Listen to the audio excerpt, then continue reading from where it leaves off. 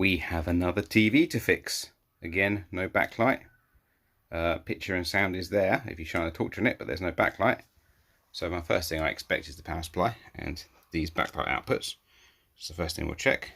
And that's the make and part number for those that are interested. Bing! Logic. So, it turns out, from the light coming from this hole, it's now working. Haven't looked yet, but imagine if you look back here, there's some display on it. There you go, please provide no signal input. So the screen is on, the screen is working. And all I did to fix it was take this board out, look at it, put it back again, and now it's working. So was it a poor connection? Don't know. Ah, it's annoying, isn't it? What I might do is resolder some of the connections on it. Some of the ones that look a bit dodge, and screw it back together and see if it all works. Which it does, because it does work now. This is annoying.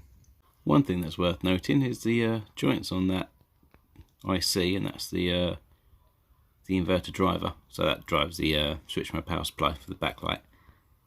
The pins are all misaligned, and the solder isn't particularly flowed up very well up the pins. So I'll reflow that anyway, out of course, but maybe that was the issue. So we've flowed the DC controller switching mode inverter chip that was on the bottom there. I've done that connector, these diodes and that diode, because they're the ones I've touched, and it started working. And it's still working, so it's all on. So I'll show you back here. Can you see? Something on the display? Oh, there you go. You see some text on the display. This is a really bad angle.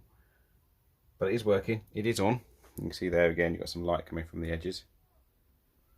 So the backlight is on and lit, so it's working. So that was a very easy repair. Hopefully it actually does work. What I'm going to do now is run it for a few hours. And if it carries on working, we'll hand it back. So that's a very short video for you today. So there you go. I think it's fixed. I'm sure we'll find out soon enough though. Right, see you later. Bye for now.